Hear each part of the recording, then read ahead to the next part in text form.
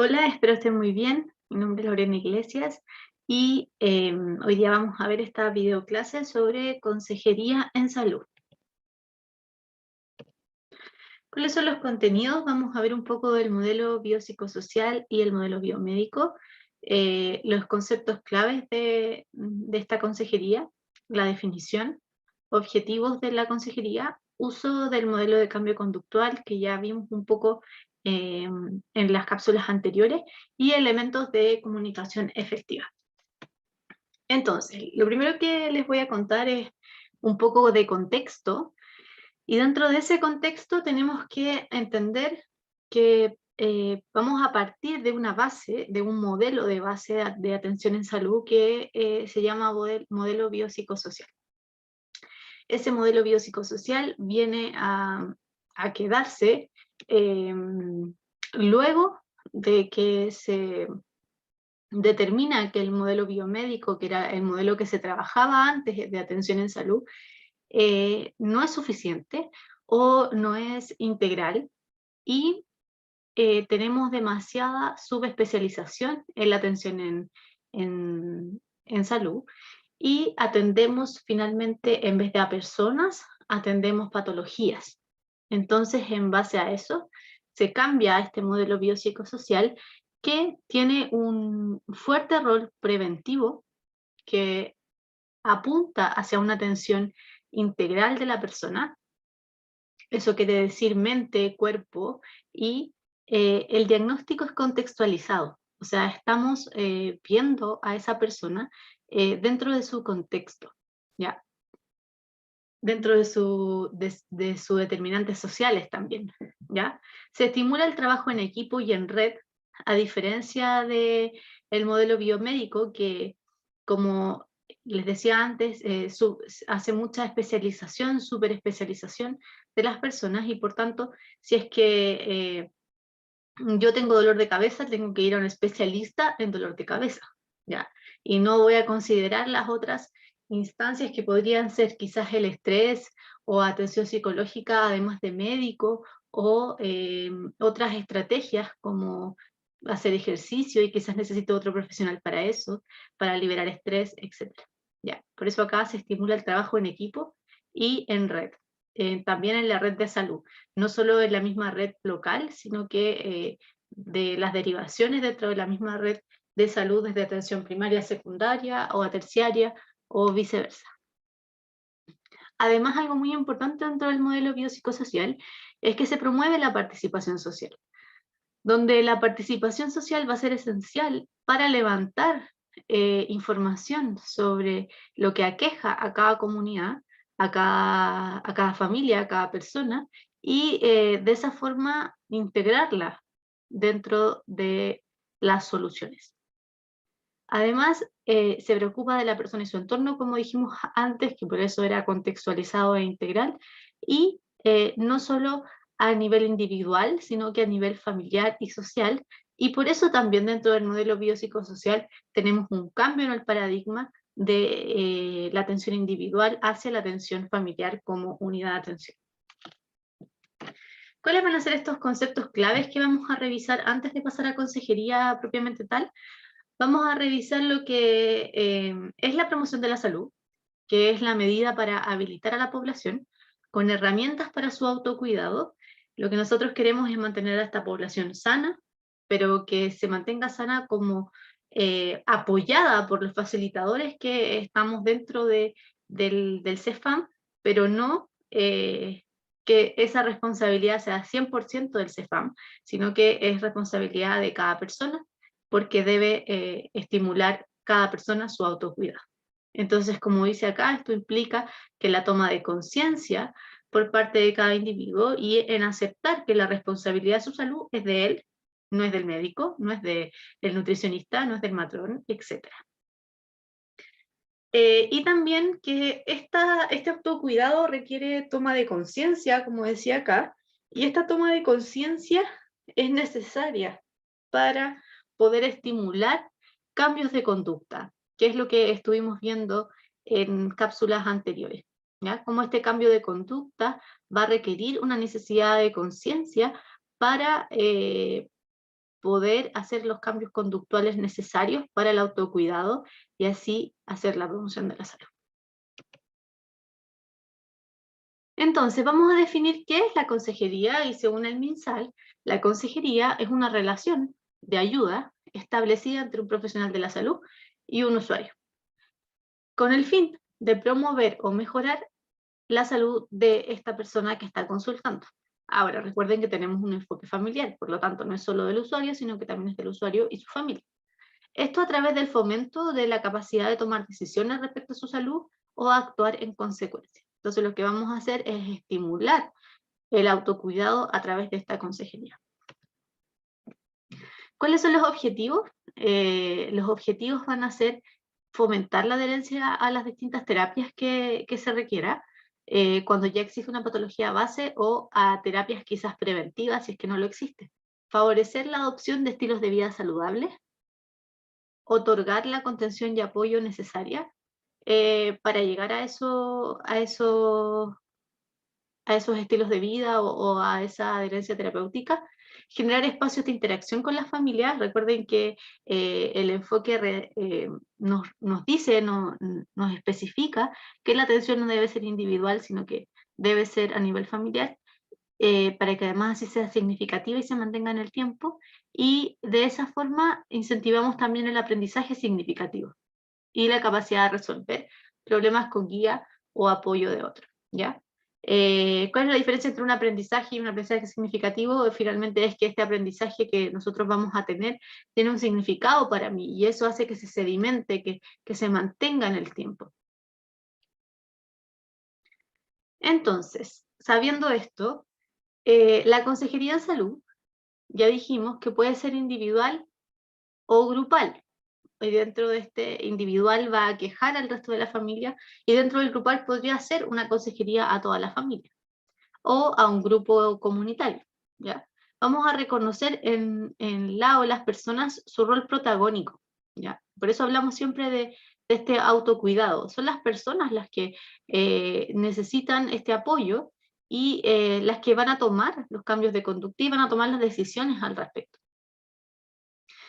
Entonces, cuando nosotros hacemos la anamnesis y hacemos las preguntas para conocer al individuo o al grupo con el que estamos trabajando, es necesario que podamos identificar la etapa de cambio en la que está esa persona.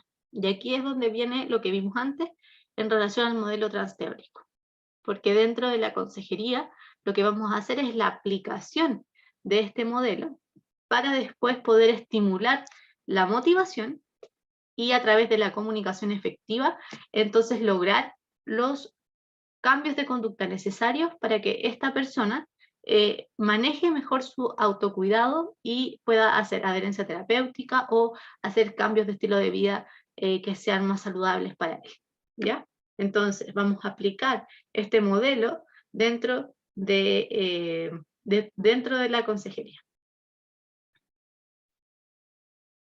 Recuerden además que la consejería puede ser una parte también de una consulta, ya sea de la consulta de profesional que ustedes estén haciendo, pueden agregar a su consulta la consejería como una parte importante de la toma de decisiones y de la entrega de información o de indicaciones al final.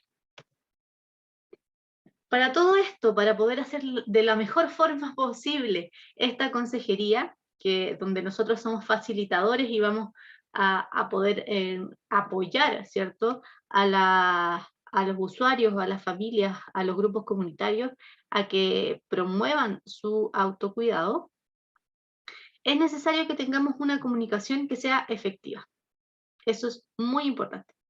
¿Por qué? Porque la comunicación efectiva promueve la colaboración entre el profesional y el usuario y le da relevancia a la relación. No es más importante ni el receptor de la información, ni el que entrega la información, sino que lo importante es la relación que se establece entre ambas personas. Y de esta forma, la comunicación efectiva tiene ciertas características, que es la claridad del mensaje. Debemos entregar mensajes claros, debemos entregar mensajes que sean precisos y completos, dar información completa, no información a medias que finalmente no le entregue la herramienta necesaria a las personas. Por ejemplo, podríamos decir, aquí en el centro de salud se hace actividad física y usted puede venir como, como un consejo, pero no le vamos a decir ni cuándo, ni a qué hora, ni en qué lugar específicamente se hace, si hay que inscribirse o no hay que inscribirse, si simplemente uno llega, etcétera. Eso no es entregar un mensaje completo, si yo solo digo la información general. Y de esa forma la persona no va a poder tomar ese mensaje para la toma de decisiones, ¿ya? Y eso además hace que a mí quizás esa persona no me importe tanto y le digo esa información porque hay que hacerlo, hay que cumplir, pero no me estoy preocupando realmente de cómo solucionar o de cómo intervenir dentro de este acompañamiento eh, para mejorar su salud, ¿ya? Que esa información además sea verdadera. Yo no podría decirle, vaya al gimnasio municipal y ahí se hacen clases de spinning o de zumba todos los martes, pero resulta que eso era hace un mes. Yo no verifiqué si esa información continúa así. Y eso sería entregar información que no es verdadera, ¿ya? Y los mensajes deben ser oportunos, o sea, deben ser en el momento adecuado. Y eso es muy importante también, porque es como, por ejemplo, que alguien lo vayan a despedir y en vez de despedirlo, llamarlo a la oficina y entregarle las razones y despedirlo, entonces yo lo que hago es decirle que está despedido cuando esa persona se levanta al baño o cuando está frente a todos los demás compañeros de trabajo. Eso sería un mensaje muy inoportuno y no estaríamos aplicando una comunicación efectiva. ¿Cuáles son las características de esta comunicación efectiva que deberíamos tener todas las personas que realizamos consejería? Deberíamos ser asertivos.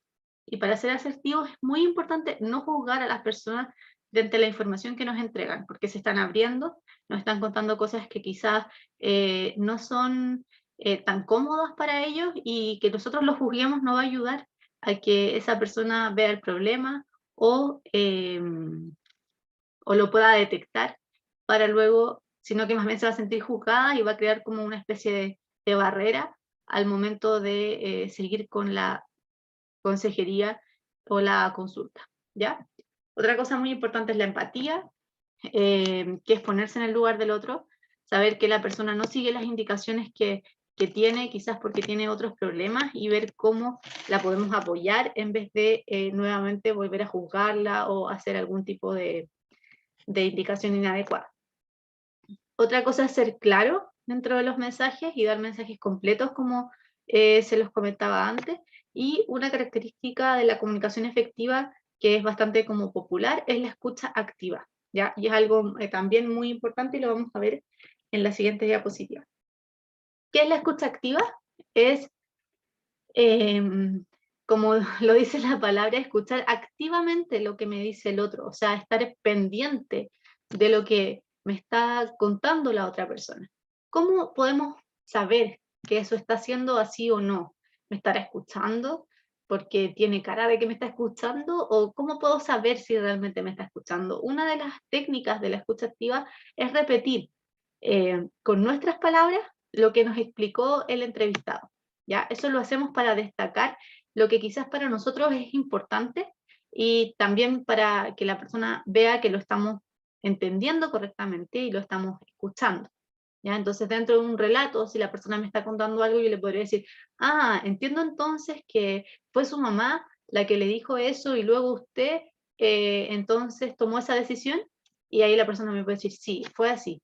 Para poder entonces que esa información quede como más clara, la relevamos, la ponemos en importancia y nosotros también nos vemos como personas que estamos escuchando activamente a la otra, porque entendimos lo que nos está contando y, y estamos corroborando que esa información es así.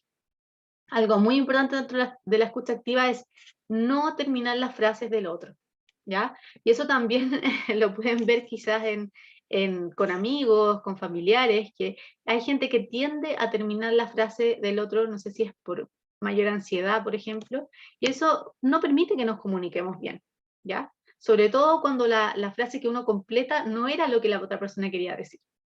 No interrumpir ni cambiar el tema abruptamente, porque eso también pone en evidencia que no se está escuchando activamente. y guiar al entrevistado hacia lo que a nosotros igual nos interesa dentro del contexto de la profesión o de lo que nosotros tengamos como problema o objetivo dentro de la consejería. Y también responder las consultas o las dudas. Es muy importante no dejar dudas a las personas con las que estamos conversando, porque eso también genera como un poco de desconfianza y no se genera esta relación que necesitamos para que exista un cambio de conducta. Tenemos algunas recomendaciones que podemos ver que dicen los diferentes textos, los diferentes estudios, y es que asegurar un diálogo abierto, empático, respetuoso y transparente va a ayudar entonces a que las personas durante la consejería la información sea mucho mejor y tenga una mejor llegada. Hay que demostrar interés en escuchar la situación desde la propia perspectiva personal de cada uno, orientar o guiar al usuario a examinar la ambivalencia, dándole confianza y seguridad. Acá también es muy importante ir aplicando lo que nosotros vimos según la etapa de cambio que nosotros detectemos que está la persona, ¿ya? Mantenerse tranquilo y evocar experiencias.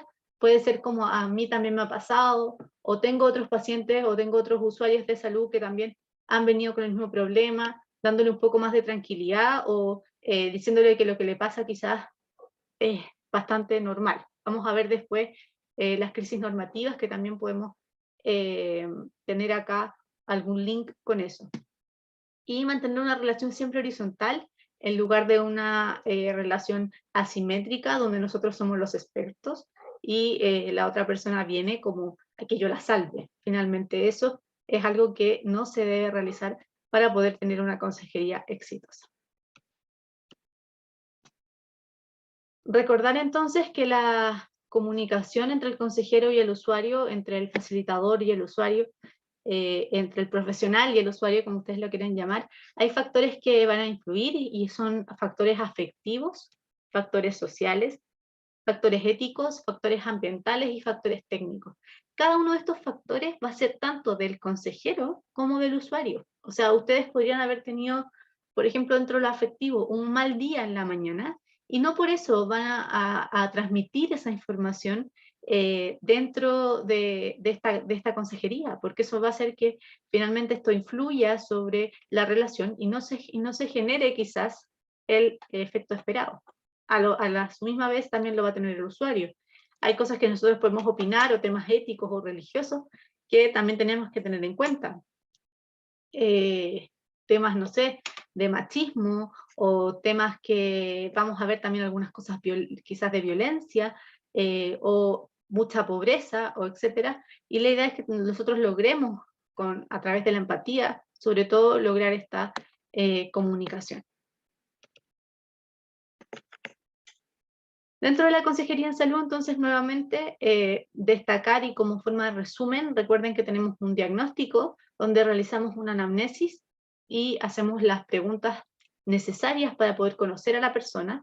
Y dentro de esa anamnesis tenemos que ver cuál es el motivo de consulta y estipular cuál va a ser el objetivo, entonces, en base a ese motivo, y de esa forma definir en qué etapa de cambio para esa conducta que va a requerir ese objetivo está la persona. Y eso lo vamos a ver a través del modelo entonces de etapas de cambio, el modelo transteórico, que es lo que vimos antes. Recuerden que no solo se puede ocupar el modelo transteórico, sino que también se podrían ocupar otros modelos o teorías, como el modelo de creencia en salud, la teoría de acción razonada o planificada, o la teoría social cognitiva, ¿ya? Pero lo que recomienda el MinSal y lo que está dentro de la guía, van a ver que es el modelo de teoría, el modelo transteórico, o de las etapas de cambio.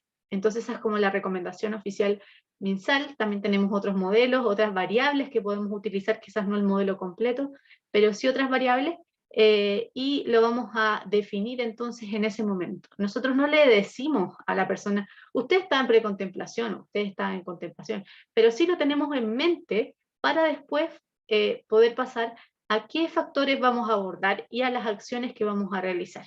¿Ya? Recuerden que los factores a abordar siempre tienen que ser en conjunto con la persona. Estas decisiones no son para mí, estas decisiones son para la persona que estamos apoyando, y recuerden que es ella o él quien va a decidir su autocuidado, qué quiere hacer por su patología o por su promoción de la salud, y de esa forma nosotros tenemos que apoyarnos en este modelo transteórico para poder saber qué decisiones tomar. Entonces, en el ejemplo concreto, si tenemos que frente a las preguntas identificamos que la persona no sabe bien cuáles son los riesgos de fumar, por ejemplo, entonces vamos a nosotros entregar la información sobre cuáles son esos riesgos de fumar dentro de la consejería, y vamos a definir si es que a la persona le parece que esos riesgos son altos, son importantes. Entonces vamos a definir qué acciones tomar frente quizás a disminuir en una primera instancia el tabaco y luego a dejarlo, o si necesita alguna ayuda psicológica o de salud mental para hacerlo, o si necesita alguna ayuda mecánica, como parches de nicotina o no sé. Y así vamos nosotros viendo cómo esos factores abordar y qué acciones vamos a realizar. Les quiero agradecer la atención y nuevamente estoy atenta si es que hay preguntas en el foro.